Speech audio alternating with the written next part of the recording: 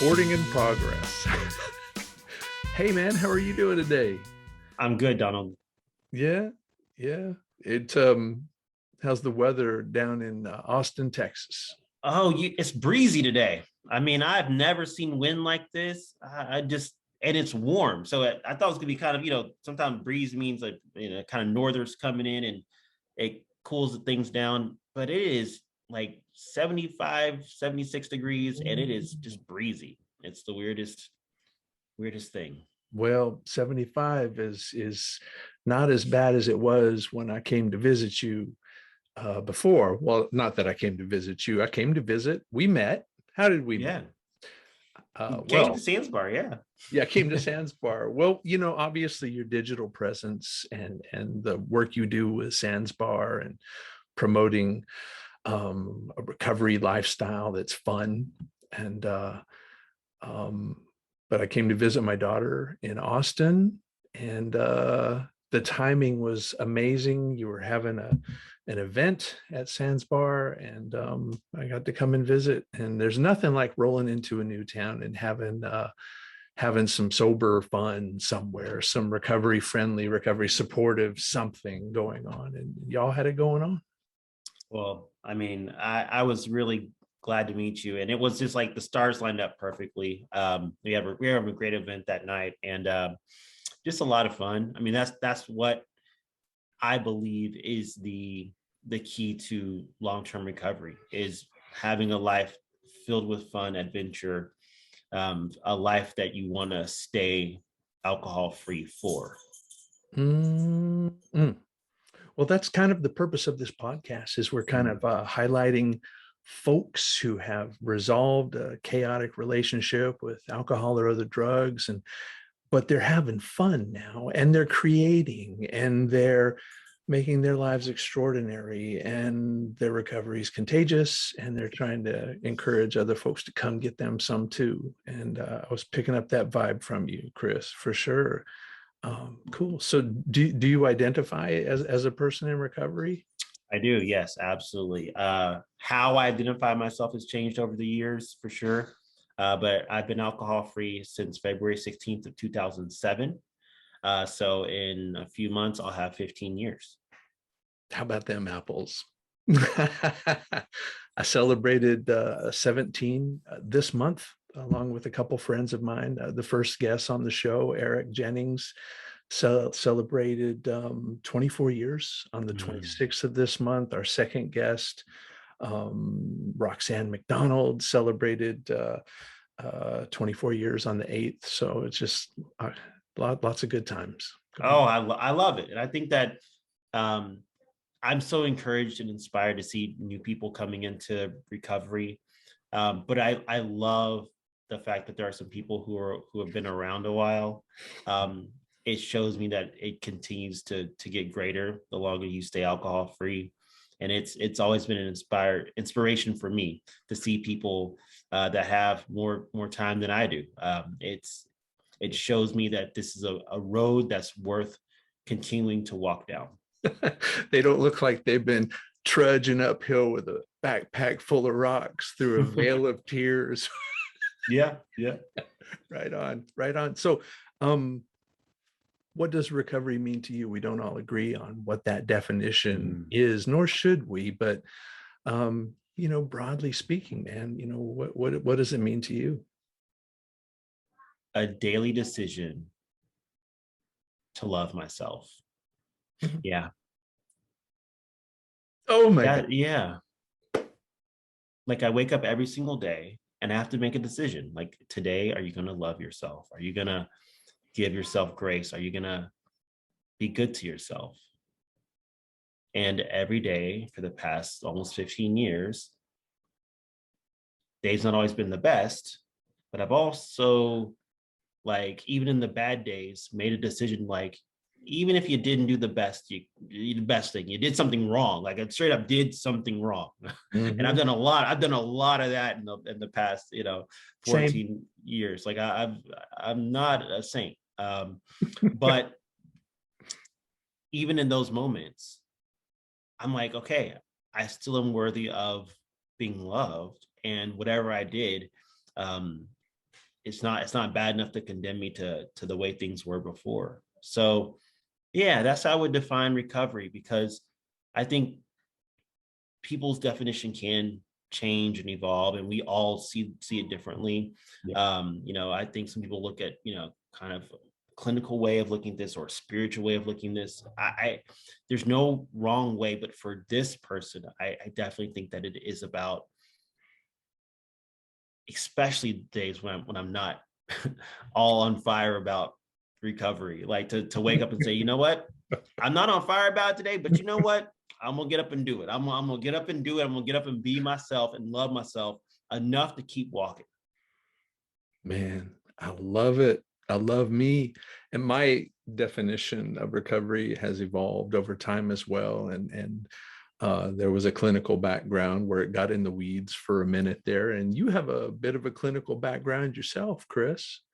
Yeah. I, went the whole wounded warrior, wounded healer path. I think that, that's like the 17th step or something. You just like, it made sense. And, I got sober when I was 23 years old. And, in terms of wreckage, I didn't have much like wreckage in like, I didn't have a marriage to lose. I didn't have a 401k to squander away. Like I didn't have a car. I didn't have many things in life. I didn't, so there was a blank slate in front of me, right? Like the only wreckage I had to work out, kind of clean up, was relational stuff. And that wasn't easy, but it was a little bit easier than like reorganizing your life. So I didn't know what to do. Now I was sober. It's like, now what? Yeah. And went to school, took an aptitude test. They were like, you can be these things, and none of them paid well. I was like, well, if you're not going to get paid well, I might as well do something I love. And I love working with people. And went to school, finished my college education, became a counselor. And I did that for 8 years. And it was while I was working as a counselor at all levels of care. Eventually I got to work at all levels, from detox to outpatient, working with dual diagnosis individuals. I learned so much about recovery. I learned so much about the disease model of addiction, and all the clinical stuff. But what I kept seeing happening over and over again in my profession were people that were coming in and they didn't quite meet that criteria for alcohol use disorder. Mm-hmm. A lot of them just didn't. They were, Austin's a party city. People came into town, or they were, out with friends. They had a drink. They got behind the wheel. They got a DWI, and they would be sent to like the county education services, and they would see me, and like, okay, so this is the only negative consequence you've had, and you've stopped drinking since then. Okay, well, where do you go? Like, what happens to you? What happens to you is, you finish out your legal stuff, and a lot of people in that time would say to me like, wow, I don't identify as someone who has a problem, but once I stopped drinking because I had to for this negative consequence I got, I don't want to go back to it. But at the same time, I don't know what else to do. And I'd also see people who were like me, who absolutely did meet all those criteria, who did have withdrawal, who did, just check off all the boxes. And those people had the same problem. What do I do when I stop drinking or using other substances? How do I live my life? And similar experience. Yeah, absolutely. Well, that's fantastic. You've told a tale similar to my own, getting to a point in my recovery. What do I want to be when I get big? And it's just a natural inclination to maybe pursue this clinical counseling path. And then you mentioned another thing. You mentioned a deeper understanding of the disease model of addiction. And that's where we hung our hat for some time now. But there is very much so a rising understanding of the role disconnection play. And I was reading up in the Sansbar literature about your focus on promoting connection and the healing power of folks coming together and having some fun. And so tell me about how the idea of Sansbar evolved, and maybe touch on that connection piece if you get around to it. Yeah, absolutely. So, like I was saying, I was working with these people, one group of people had a negative consequences, could stop, probably wouldn't continue to seek recovery. They just didn't want to drink again because they didn't like those feelings. Then we had people that definitely were like, they were alcohol use disorder individuals, right? Like they had that thing, right? And they knew that they need to stay away from alcohol. Yeah. So I was working, and I just kind of see this like recidivism happen, like with people coming back and back and back and back. And as an industry, I felt like the treatment industry became complacent with this reality. Like we're used to seeing people come back 7 times, 8 times, and we really have nothing but the same tools to offer them. Right on. I can't think of any other, I mean, to relate to medicine, like if, we treat no other chronic illness like we right. substance use. Right. And so like, it's just like, yeah, so I'm preaching to the choir here, but you know what I mean? So I was like, okay, we have to do something different. Yeah. And I frankly, and just to be honest with you, Donald, I lost about 3 clients back to back. And that's part of the deal. Like I lost 8 years. I lost lots of clients, but yeah, I lost 3 back to back. And one of them was a person who just was struggling. They were just in their 30s, professional, college educated, great career. And the last conversation we had was like, I wish I could go somewhere else on a Friday night. I wish I didn't have to go out with my friends. And that stuck with me. And that was in 2015 and 2017. I got serious about this idea of an alcohol-free space because I believe that no one's cause of death should be lack of connection. Right on. Lack of connection should never be the cause of death for anyone. And I feel like so many people lose their lives, never get to have this wonderful world of recovery because they are so disconnected from society. They feel so alone and isolated that it makes sense for them to return back to something that they know is Russian roulette. Now, people know, like they know that if I drink again, I could get behind the wheel and get in trouble again. Or if I, choose to use this substance, I could be back in trouble again. Yeah. But the isolation piece is so great that they risk it. Yeah, that despair is so great that the medicine that we've used before calls us back to it. Yeah. Mm-hmm, mm-hmm. Yeah. Feel you. Yep. Well, that's a tragic Genesis story, but a tremendous inspiration to we get these ideas sometimes, and not everybody follows through with them, and you did. And it was there when I needed it, when I rolled up into Austin and I was wanting to connect with folks at Recovery ATX and yourself. Good times. So connection, splendid. Well, let's talk about you. I like to have fun in recovery, man. I like to, like I did in Austin, man. I rolled in, I hit the Recovery Community Center up, man. I hit up the pie shop. I went to Tiny Pies, had me some pies. And, I like to go hiking in the woods. And I like to go out to dinner with my wife and listen to live music. We went to see Michael Bublé last night. I like to recover out loud, and it's not attention-seeking behavior. It's me wanting to promote recovery visibility. I'm having fun. It's not a veil of tears. So what do you do to have fun in recovery, Chris? Oh, well, I mean, I happen to just by proxy, a byproduct of me owning this business is I get to have a lot of fun. How I got so lucky, I don't know. I really don't know. But like part of my job is how I feed my kids is to throw parties. Like it's remarkable.